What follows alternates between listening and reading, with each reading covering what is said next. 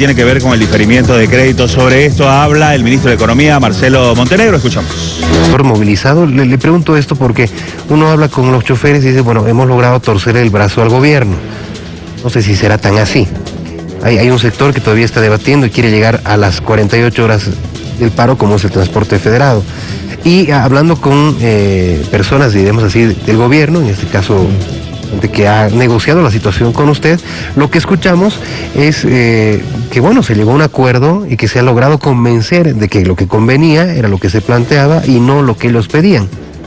Bueno, en términos de quién ha ganado el país, porque han ganado no solo los transportistas, sino los gremiales, los microempresarios, los que tienen microcrédito, que son prestatarios que tienen montos pequeños en los bancos, pero que ahora por la ralentización que ha tenido la economía el año pasado, están saliendo de esa etapa y ahora les da un alivio. Pueden todavía empezar a generar una capitalización importante para poder pararse, pero no obvia al prestatario que si quiere en el periodo de gracia puede pagar intereses, o sea, no lo obliga a esperar hasta... En cambio, en el diferimiento no hay, no hay arreglos que quiero pagar un poquito, quiero, al menos he juntado para una cuota. No, en el diferimiento nada, estás congelado y ese pago va al final. Entonces, te desconecta del sistema financiero. En cambio, este periodo de gracia, siempre la oportunidad de decir, quiero aportar, quiero poner más... pagar parte del capital, quiero amortizar intereses.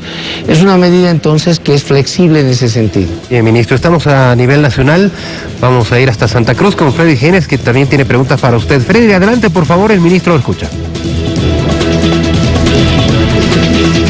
Muchas gracias, Daniel. El saludo para el ministro Montenegro desde Santa Cruz.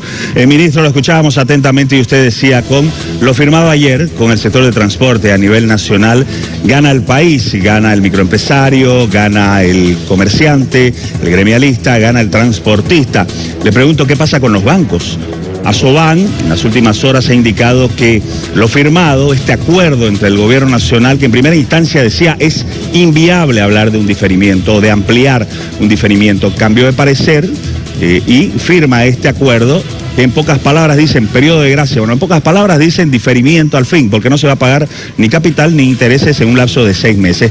Asoban indica que esto pone en riesgo la liquidez financiera en los bancos. ¿Qué dice el gobierno? Bueno, nosotros hemos observado que, en primer lugar, hay que aclarar aquí que los bancos en este primer mes no han hecho un trato adecuado a los prestatarios que han ido a preguntar sobre las opciones de reprogramación o refinanciamiento, ¿no? Incluso en muchos casos les han exigido pagar los 9 meses diferidos en una sola cuota, o empezar a pagar ya una cuota, o el seguro de desgravamen. Entonces los prestatarios se han sentido, en ese sentido, cohibidos, que no han sido bien tratados. Bueno, se han ido con la idea de diferimiento, y el diferimiento es patear todo el problema a la última cuota. En términos de la liquidez que señala Frederick, en estos momentos el sistema tiene liquidez. Los bancos más pequeños, las entidades financieras más pequeñas, las cooperativas de ahorro y crédito, tienen un mecanismo ahorita en el BDP de poder acceder a créditos de liquidez de muy corto plazo que les inyecta recursos para que las entidades que tengan estos problemas accedan a ellos. Entonces, además, no hay que olvidar que los prestatarios pueden amortizar en el periodo de gracia, pero eso también va a depender de cómo el banco los trate y les ofrezca. Les puede decir, mira, puedes, si tú deseas, amortizar, te bajo la tasa, te ofrezco esto. Entonces, hay medidas que permiten a los bancos hacer factible que los...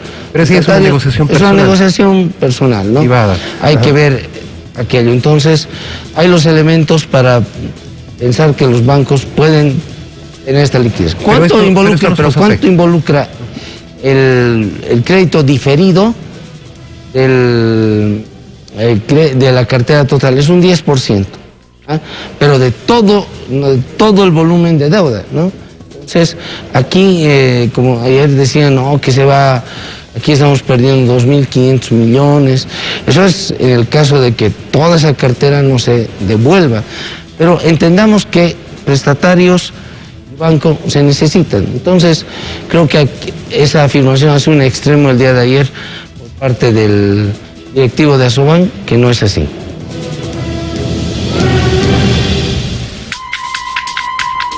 Esta para los bancos, ¿qué se le dice al ahorrista? Porque claro, el dinero que hay en los bancos no es de los bancos, es del que ahorra. ¿Qué se le dice al ahorrista, ministro? Bueno, en ese momento hay la liquidez suficiente, hay mecanismos, como señalaba, para si algún banco tuviese algún tipo de restricción de liquidez, se le puede inyectar estos recursos. Por lo tanto, creemos que dada también la magnitud de lo que significa este tipo de crédito, que es más que todo microcrédito, son pequeños montos, pero el volumen de personas es lo más grande, pero el volumen de cartera relativamente es pequeño, es el 11% del sistema. No creemos que la liquidez del sistema se caiga, como están señalando. No obstante, como señalo, hay estos mecanismos de inyección de liquidez para que el sistema siga teniendo el flujo de recursos necesarios para intermediarlos y siempre ser la interconexión entre el crédito y la inversión. Bien. El ahorro en la inversión. Muy bien, ministro. Tenemos preguntas también desde Cochabamba. Mariana Dupleicha. Adelante, Mariana, el ministro te escucha. Gracias, compañeros. Ministro Montenegro, un saludo desde Cochabamba. Mariana Dupleicho lo saluda. Justamente quería hacer hincapié en el tema de la inyección de recursos. El gobierno entonces podría inyectar recursos a la banca para que estos puedan, quizá en un futuro tal vez, dar créditos a los sectores productivos con unos intereses más bajos en caso de que se ponga en riesgo la liquidez, que no es lo que está sucediendo, claro, en este momento. Pero en caso de que fuese así, ¿hay esta figura, ministro? Bueno, como decía, actualmente hay un mecanismo de inyección de liquidez que es a través del Banco de Desarrollo Productivo, y dada la magnitud de esta cartera, que es máximo el 11%, y que no todos tampoco van a entrar al programa de refinanciamiento y reprogramación, vemos que va a haber la liquidez suficiente para atender la dinámica de interacción entre colocaciones y depósitos, ¿no? Entonces, bien, ese problema. Ahora, ministro, la situación no ha dejado de ser riesgosa para la economía. ¿En qué sentido? En el hecho de que no solamente se habla del autotransporte y la banca, porque pareciera que la economía de todo el país se ha reducido a este acuerdo. Estamos hablando de que hay muchos prestatarios que estaban al pendiente de las decisiones que iba a asumir el gobierno al respecto. Entonces, ¿no será tal vez el momento de asumir una política integral de reactivación económica, de que evidentemente se le dé tanta garantía a la banca como también al prestatario, de que se vele por todo lo que forma parte en esa cadena, diremos así, de las finanzas del país? Bueno, estamos en eso. Hay un fideicomiso de reactivación productiva que está ya en marcha, está ahí disponible para los productores que quieran. No solo son microproductores, es pymes, mediana empresa, gran empresa, que deseen sustituir insumos importados o producto final importado produciéndolo en el país. Para ello hay un incentivo importante del 0,5%. Y obviamente siempre hay medidas adicionales o otras medidas que pueden ayudar a que la economía siga teniendo una mejor dinámica.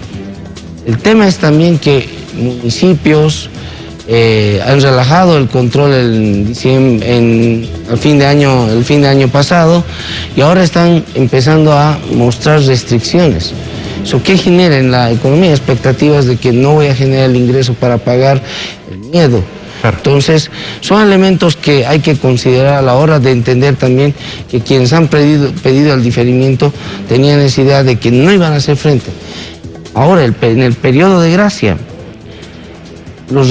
repito, esos intereses devengados, la banca los va a volver a recuperar en la reprogramación. Entonces, y eso es mucho mejor a recuperarlo. Y eso va a generar liquidez. Claro, pero eso es peor recuperarlo al final del crédito, del préstamo. Sí. ¿Ah? Hay más preguntas desde Santa Cruz. Frei, nuevamente contigo. Sí, muchas gracias, Daniel.